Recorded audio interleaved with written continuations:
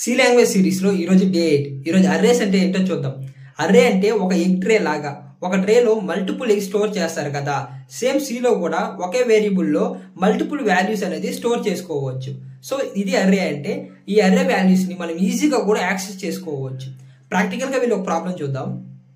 ఇక్కడ ఈ array programme చూడండి. ఇంట్ మెయిన్ అని ఫంక్షన్ ఇచ్చాము. ఎగ్జిక్యూషన్ ఇక్కడ నుంచి స్టార్ట్ అవుతుంది కాబట్టి ఇంట్ నెంబర్స్ 3 అనేది, ఈ నెంబర్స్ అనేది అర్రే యొక్క నేమ్, ఈ 3 అనేది అర్రే యొక్క ఇండెక్స్, ఈ ఇంటీజర్ అనేది అర్రే వాట్ కైండ్ ఆఫ్ డేటాని స్టోర్ చేసుకుని ఉందని తెలుసుకోవడానికి. అంటే ఈ అర్రే అనేది ఇంటీజర్ డేటాని స్టోర్ చేసుకుని ఉంది. ఇక్కడ ఫర్ లూప్ లో ఇంట్ i = 0, i <3, i+++ అని ఇచ్చాం. అంటే loop run 3 times once for each element. అంటే లూప్ అనేది 3 times రన్ అవుతుంది.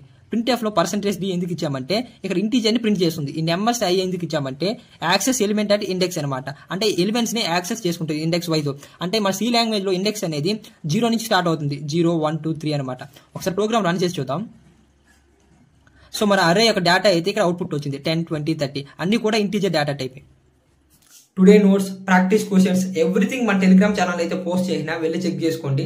టెలిగ్రామ్ ఛానల్ లింక్ బయోలో ఉంటుంది. లేదా మన పేజీని ఫాలో చేసి డే 8 అని కమెంట్ చేసి డైరెక్ట్ డిఎం చేస్తా. ఈ రీల్ని నీ ఫ్రెండ్స్ అందరికి షేర్ చేయి.